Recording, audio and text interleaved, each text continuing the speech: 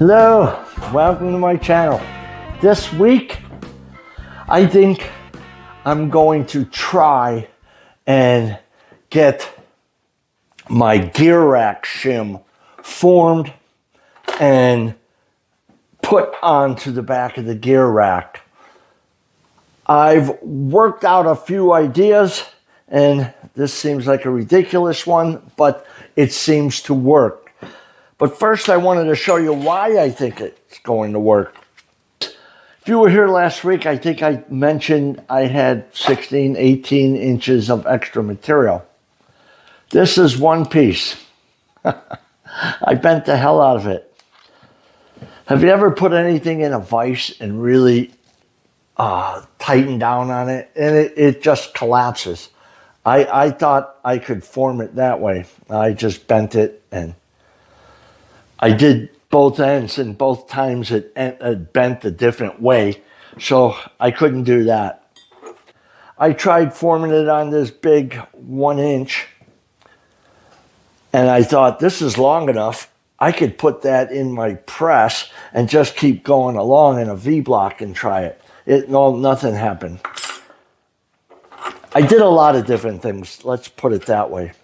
The one thing that did work is I have a piece here, and it formed.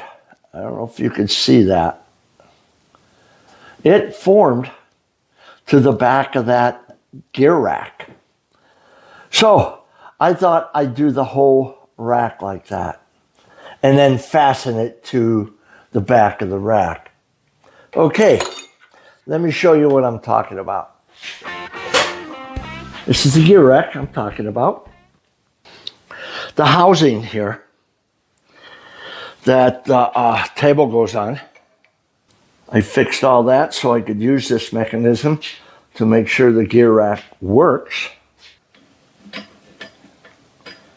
Goes up and down on here. I don't know, let's see. I don't know if you can see the shim behind there. I haven't formed that part yet. What I was going to do is clamp it on here with a C-clamp. In fact, that's how I formed that little piece. I just put the gear rack on this column and just with a C-clamp just squeezed it right into shape. But I was going to do more than just C-clamps. Here, look at this. I'm using an old drill press vise I have, and I believe it'll work even better. I have the C-clamp. I tighten that, and I'm just going to go along here, moving that this drill press vise along.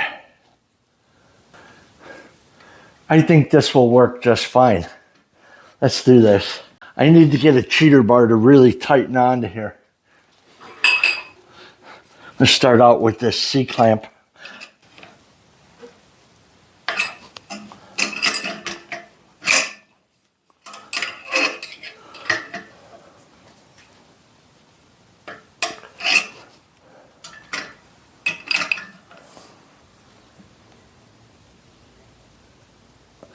I tighten this pretty tight. Okay, just gonna move it up then.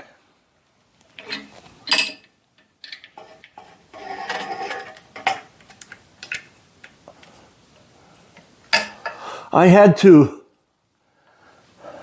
make sure that that shim was right behind it because it was kind of cattywampus all over the place.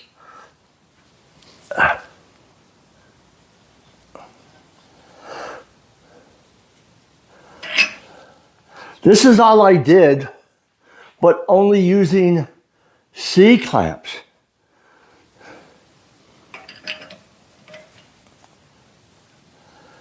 Actually, regardless of how it comes out, it doesn't really need a perfect radius in there.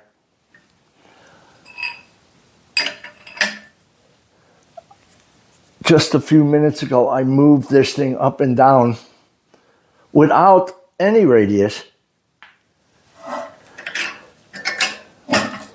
This rack kind of bellies out, except right where the, call it the housing for the table.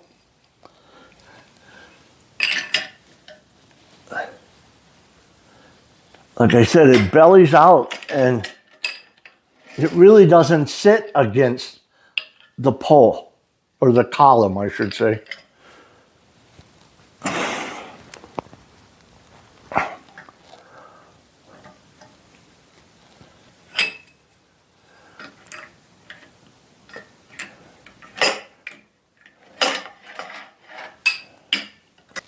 I need to put a C-clamp up at the top, lower this whole thing, and clamp it up there, or crimp it.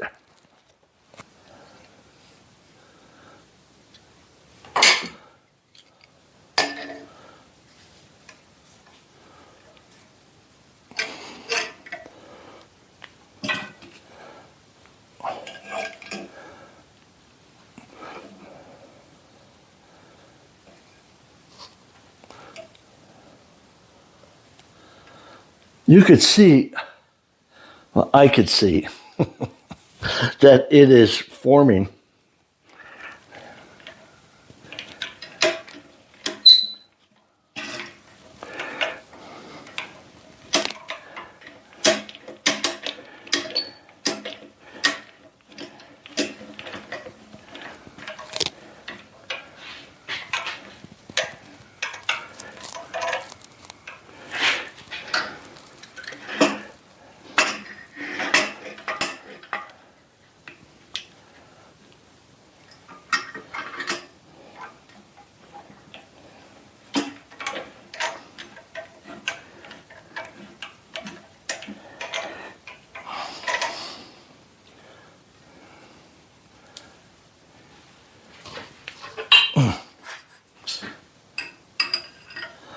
I didn't even tighten it this tight for that little piece, and it crimped it.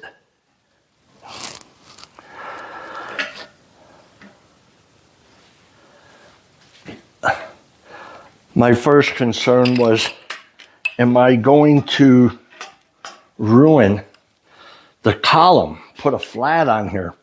I'm not that strong.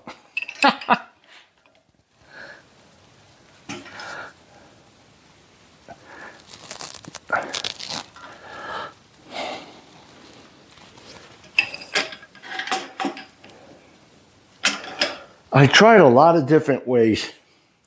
Tapping on it, like I said, I put it in the vise. I put it in my press.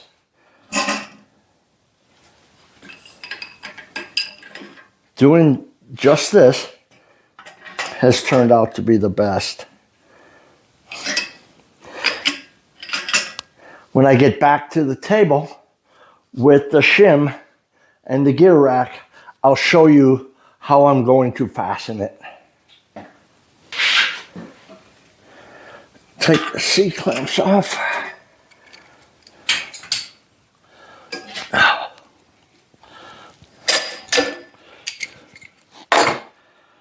Now,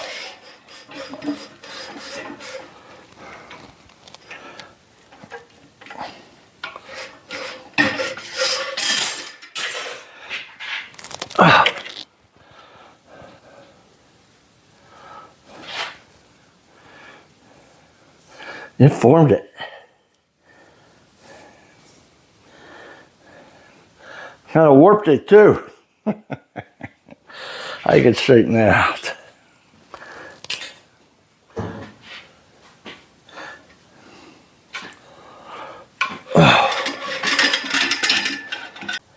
I think that worked just fine, other than the fact it warped it. But that's from the pressure that I put on it. It doesn't matter, because how I'm going to fasten it is mechanically. What does that mean? I'm going to bolt it on. Oh, that fits beautiful.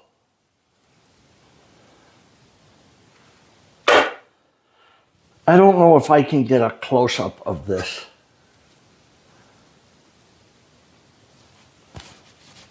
Let's see. That looks pretty good. What I was going to do when I said mechanically, I've got 5, 6 flatheads that I'm going to put on here. Number 4 40s. It's solid up here. I'm going to put one there. I'm going to put one on the other side. And I'm going to put one basically in the middle. I'm probably going to drill all the way through. But the screws are only 1/4 inch. They're not going to come out the other side. Like I said, one on each end, one in the middle, basically, and then one equally spaced between the middle and the end. What I'm going to do is I have some can't twist clamps. I'm sure you're all familiar with can't twist. You could put some real pressure on here. I wouldn't say you can't twist them, because me and my buddies one time at work wanted to see what it takes. It takes a lot, but it still grabs. Everything is distorting and it still grabs. Anyway, I'm going to equal this out, and then I'm going to get over to the drill press and just eyeball where I want these things. But this does have to be in the right place. Put one on this side.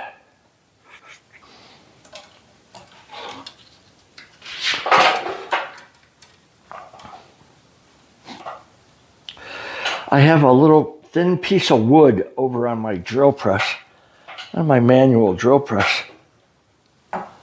And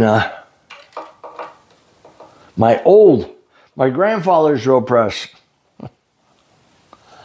That should hold it in place. What I'm going to do is I'm going to take the tap drill for a 440 and just go through equal, like I said, eyeball to the middle, and then equaled out eyeball. And just, I'll put some spots on here, but I want them all in the same place. That's why I'm doing this. I don't want to be having to transfer holes. Let's get over to the drill press. All right, I marked this. Hopefully I'm not getting in the way of the camera. And let's do this.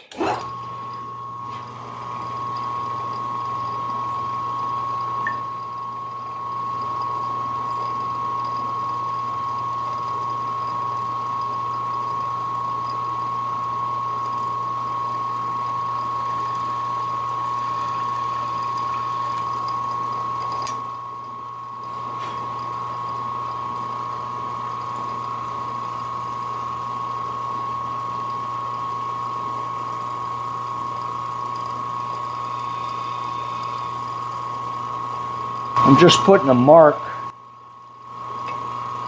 on the gear rack.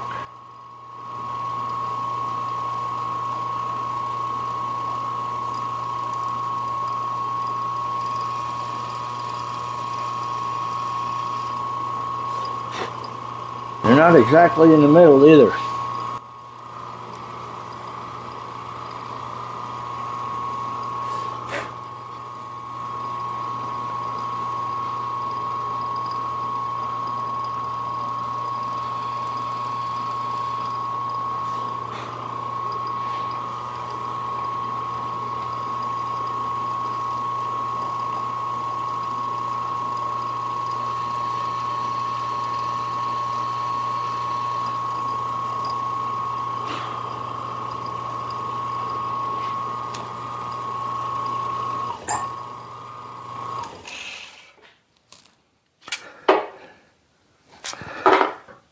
shouldn't have a hard time finding these locations. I know they don't go this way. There's only one way these can go on.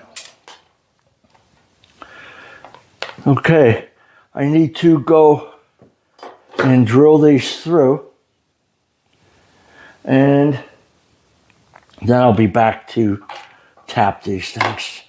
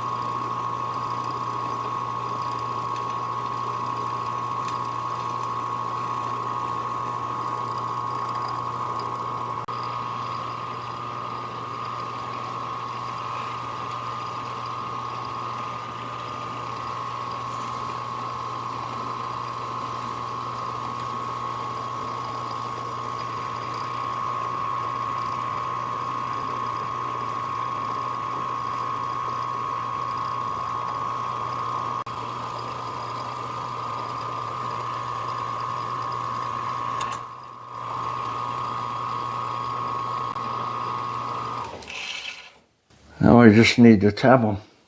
I don't know if you saw that last one. I kind of grabbed the drill, stopped that drill for a second. Okay, I happen to find a brand new 440 tap. That doesn't mean anything. There's always a possibility.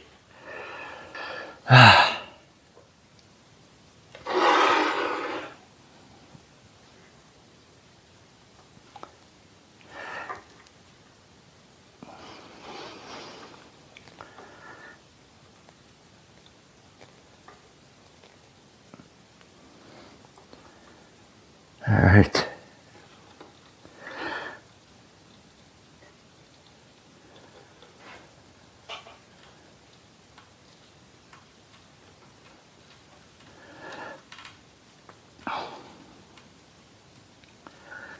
The end threaded holes don't bother me that much.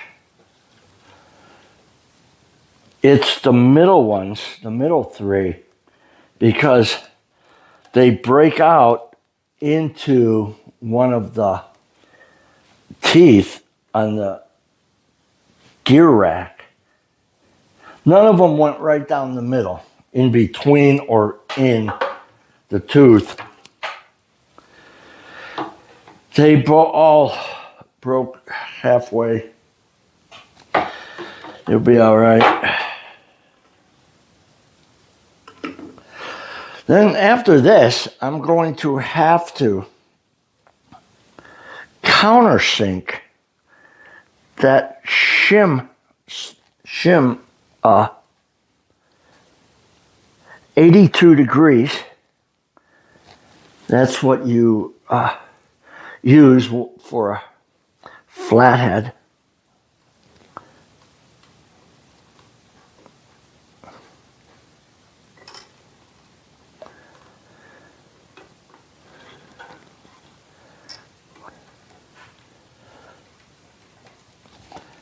And it's not like there's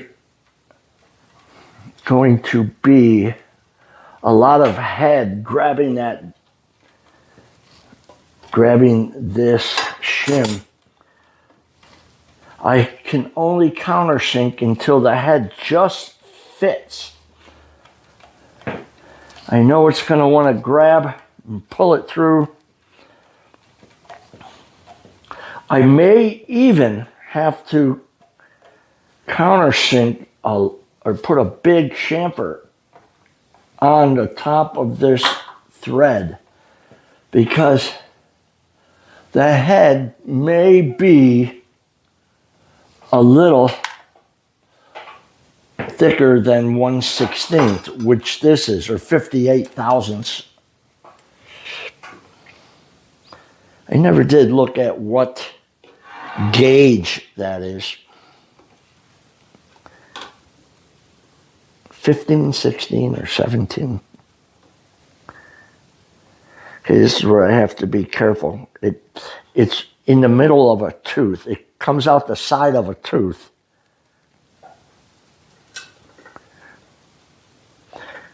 You'll be wanting to push this tap to the side and not cut.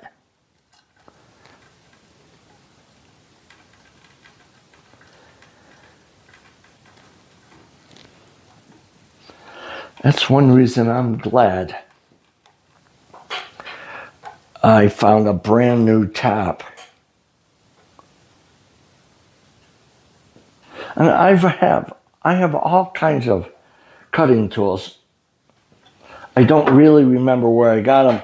When you're doing work for somebody else, a customer, you buy all the tools you think you need.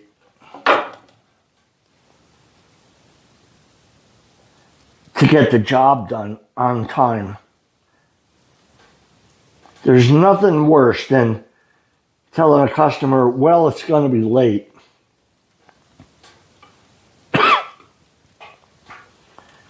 Because I don't have the tools.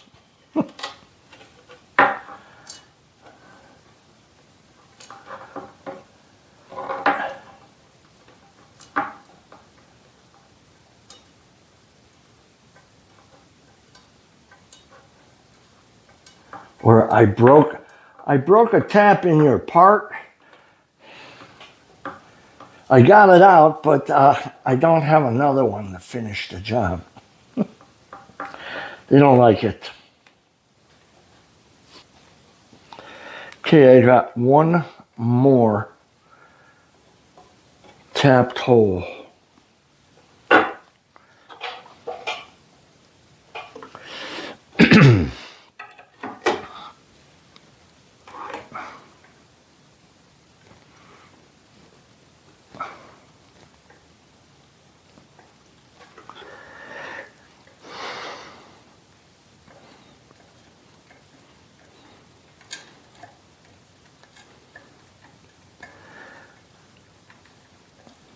I can feel it coming out the other side. I can actually feel it's cutting only on one side.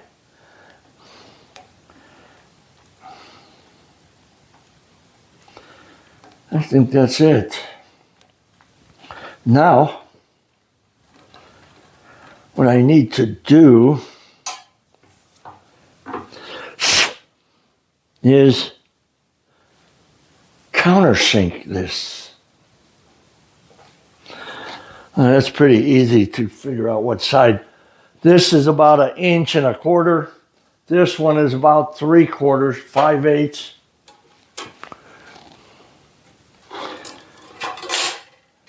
As far as countersinking them,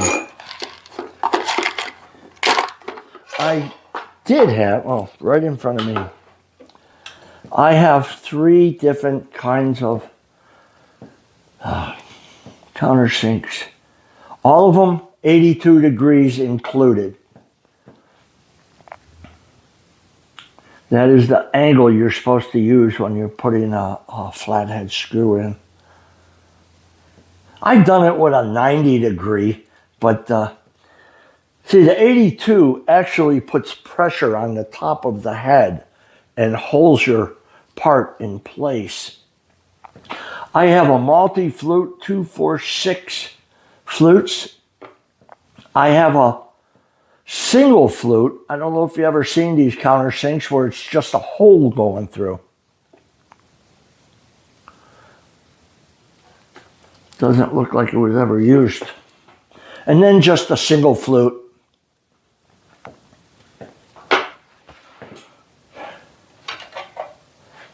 I am going to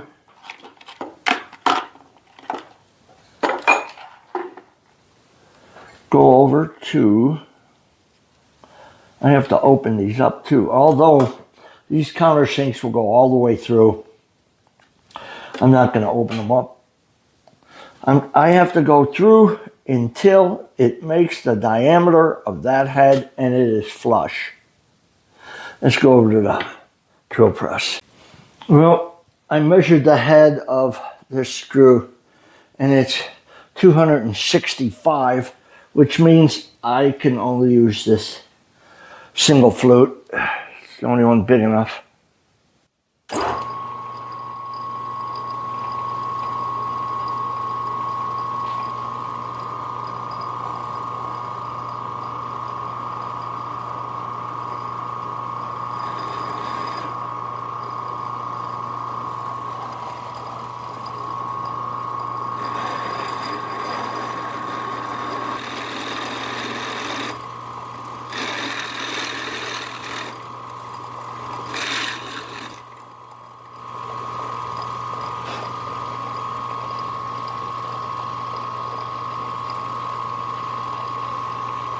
That is flush. I do have a stop I can set here.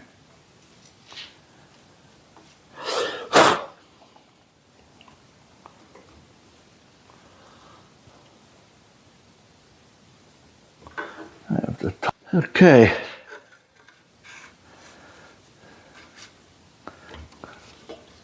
Let's do the other ones.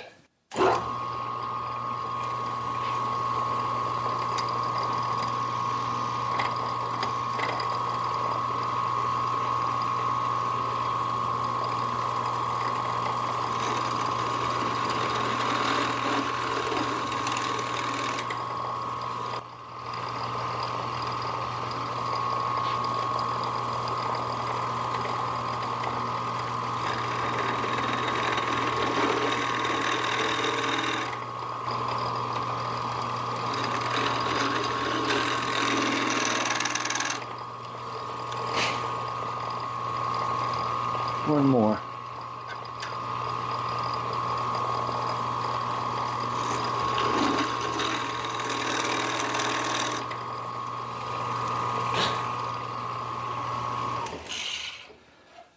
Let's go knock this burr off that back and see how they work.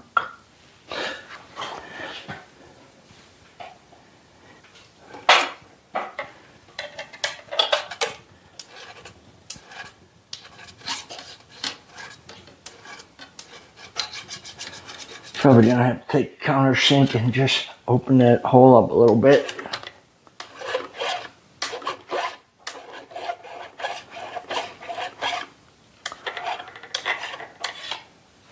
I can't believe it, all the thinking I did to figure out a way to make some kind of forming tool.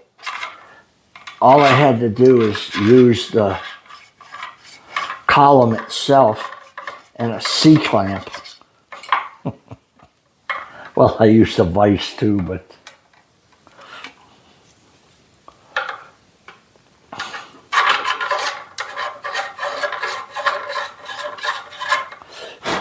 I really didn't want to epoxy this. This is what I was talking about. I think this will work just fine.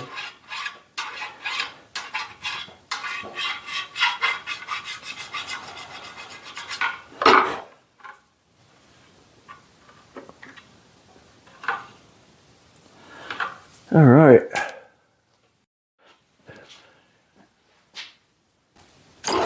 I need to countersink the very first couple of threads.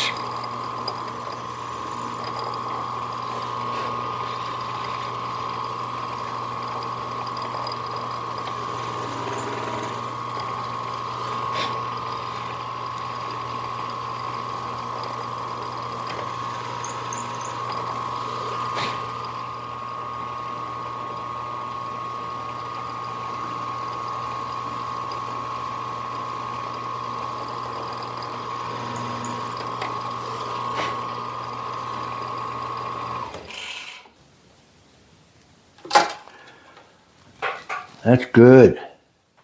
That's down there. You could see how close this formed.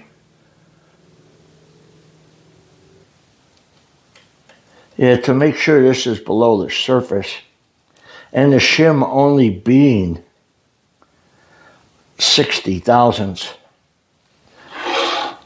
I had to countersink that thread.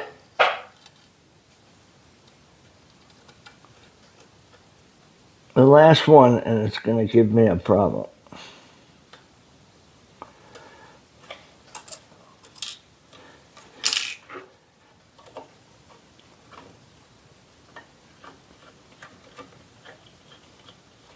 There are some chips in there. I didn't blow it out. I never started my air compressor. I know I talked about epoxying this on, and the more I thought about it, it's like, we like challenges, don't we? It'd be more of a challenge.